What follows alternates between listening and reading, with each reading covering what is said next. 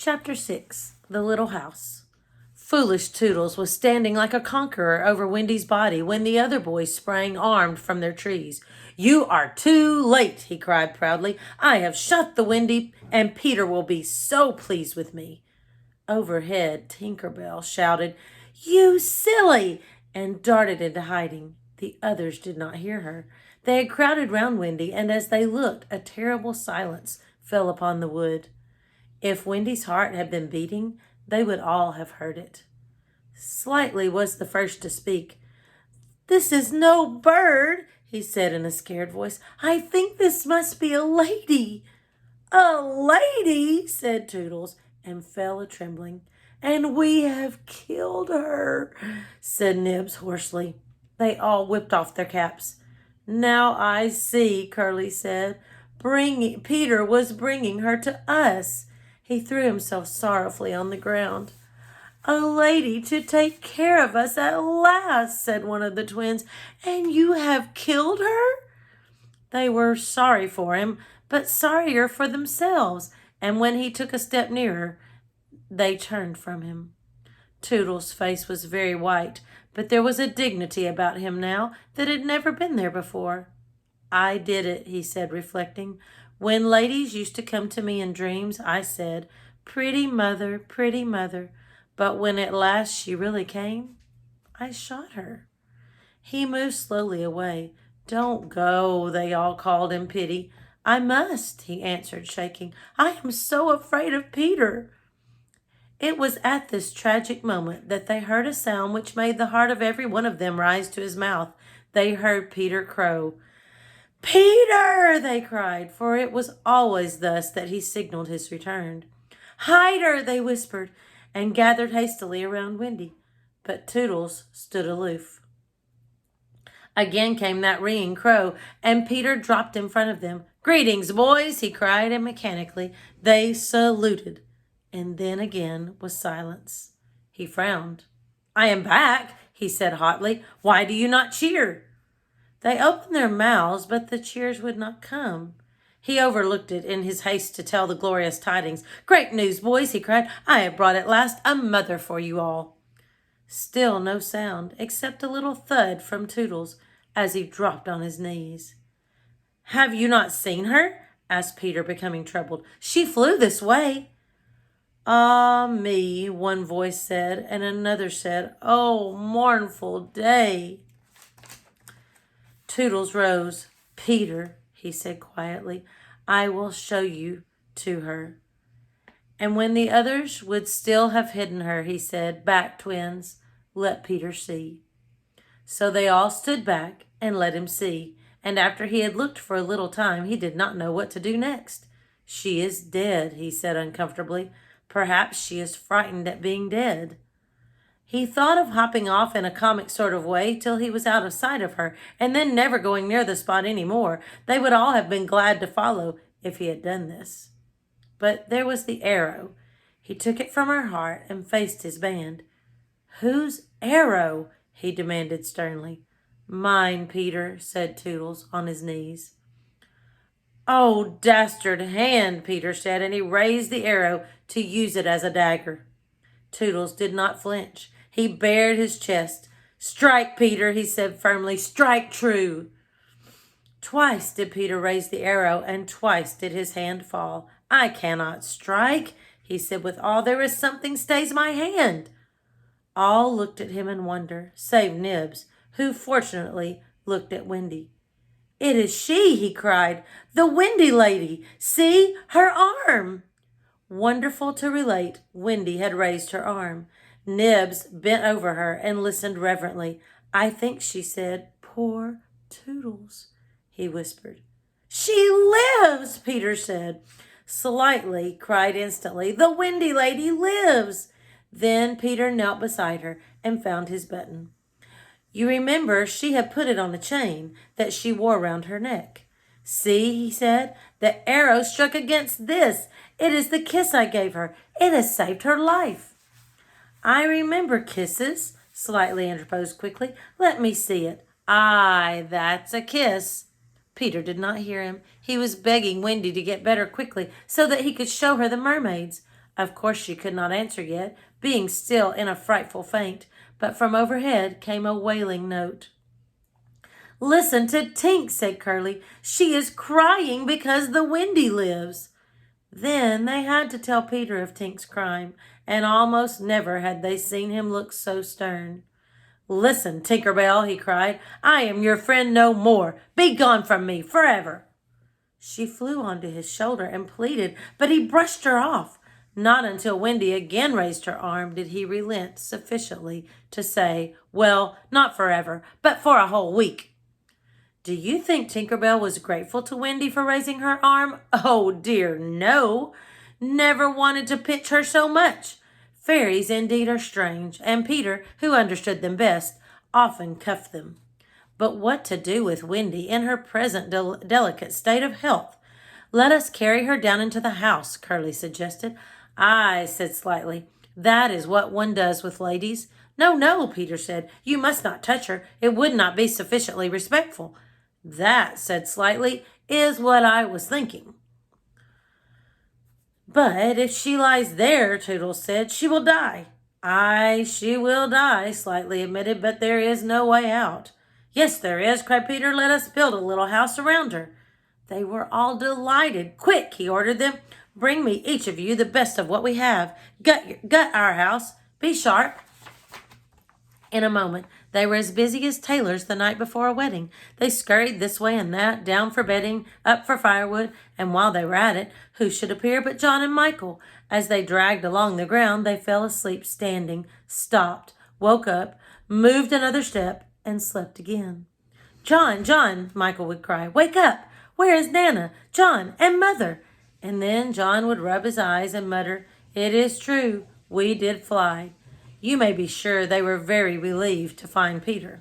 "Hello, Peter," they said. "Hello," replied Peter amicably, though he had quite forgotten them. He was very busy at the moment measuring Wendy with his feet to see how large a house she would need. Of course he meant to leave room for chairs and a table. John and Michael watched him. "Is Wendy asleep?" they asked. "Yes." "John," Michael proposed, "let us wake her and get her to make supper for us." But as he said it, some of the other boys rushed on carrying branches for the building of the house. "Look at them," he cried. "Curly," said Peter in his most captainy voice, "see that these boys help in the building of the house." "Aye, aye, sir." "Build a house!" exclaimed John. "For the Wendy," said Curly. "For Wendy?" John said aghast. "Why, she is only a girl." "That," explained Curly, "is why we are her servants." "You? Wendy's servants?" "Yes," said Peter, "and you also. Away with them." The astounded brothers were dragged away to hack and hew and carry. "Chairs and a fender first," Peter ordered. "Then we shall build a house around them." "Aye," said Slightly, "that is how a house is built. It all comes back to me." Peter thought of everything. "Slightly," he cried, "fetch a doctor." "Aye, aye," said Slightly at once, and disappeared, scratching his head. But he knew Peter must be obeyed, and he returned in a moment, wearing John's hat and looking solemn. "Please, sir," said Peter, going to him, "are you a doctor?" The difference between him and the other boys at such a time was that they knew it was make-believe, while to him make-believe and true were exactly the same thing. This sometimes troubled them, as when they had to make believe that they had had their dinners. If they broke down in their make-believe, he rapped them on the knuckles. "Yes, my little man," Slightly anxiously replied, who had chapped knuckles. "Please, sir," Peter explained, "a lady lies very ill." She was lying at their feet, but Slightly had the sense not to see her. "Tut, tut, tut," he said. "Where does she lie?" "In yonder glade." "I will put a glass thing in her mouth," said Slightly, and he made believe to do it, while Peter waited. It was an anxious moment when the glass thing was withdrawn. "How is she?" inquired Peter. "Tut, tut, tut," said Slightly. "This has cured her." "I am glad," Peter cried. "I will call again in the evening," Slightly said. "Give her beef tea out of a cup with a spout to it." But after he had returned the hat to John, he blew big breaths, which was his habit on escaping from a difficulty. In the meantime, the wood had been alive with the sound of axes. Almost everything needed for a cozy dwelling already lay at Wendy's feet. "If only we knew," said one, "the kind of house she likes best." Peter, shouted another, she is moving in her sleep. Her mouth opens, cried a third, looking respectfully into it. Oh, lovely. Perhaps she is going to sing in her sleep, said Peter. Wendy, sing the kind of house you would like to have. Immediately, without opening her eyes, Wendy began to sing. I wish I had a pretty house, the littlest ever seen, with funny little red walls and a roof of mossy green. They gurgled with joy at this, for the greatest good luck the branches they had brought were sticky with red sap, and all the ground was carpeted with moss. As they rattled up the little house, they broke into song themselves. We've built the little walls and roof, and made a lovely door, so tell us, Mother Wendy, what are you wanting more? To this, she answered greedily, Oh, really, next I think I'll have gay windows all about, with roses peeping in, you know, and babies peeping out. With a blow of their fists they made windows, and large yellow leaves were the blinds. But roses? Roses, said Peter sternly. Quickly they made believe to grow the loveliest roses up the walls. Babies? To prevent Peter ordering babies, they hurried into song again. We've made the roses peeping out. The babes are all at the door. We cannot make ourselves, you know, 'cause we've been made before. Peter, seeing this to be a good idea, at once pretended that it was his own. The house was quite beautiful, and no doubt Wendy was very cozy within, though, of course, they could no longer see her. Peter strode up and down, ordering finishing touches. Nothing escaped his eagle eyes. Just when it seemed absolutely finished, there's no knocker on the door, he said. They were very ashamed, but Toodles gave the sole of his shoe, and it made an excellent knocker. Absolutely finished now, they thought. Not a bit of it. There's no chimney, Peter said. We must have a chimney.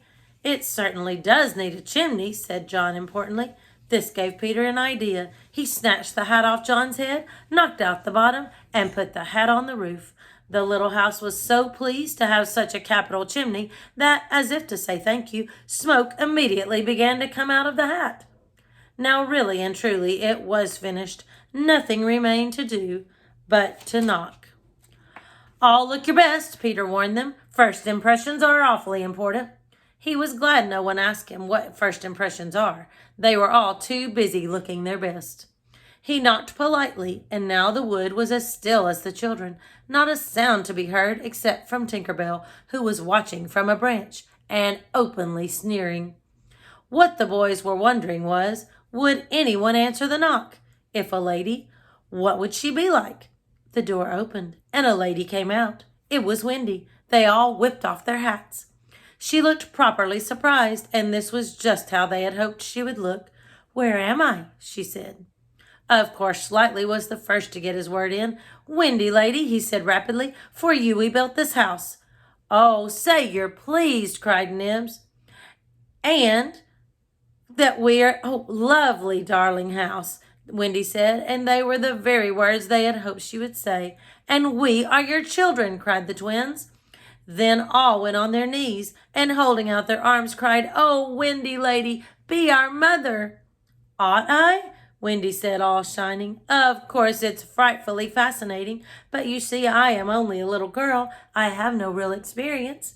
That doesn't matter, said Peter, as if he were the only person present who knew all about it, though he was really the one who knew the least.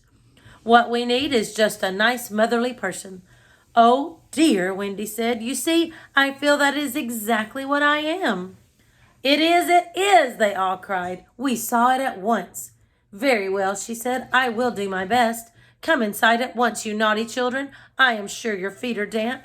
And before I put you to bed, I have just time to finish the story of Cinderella.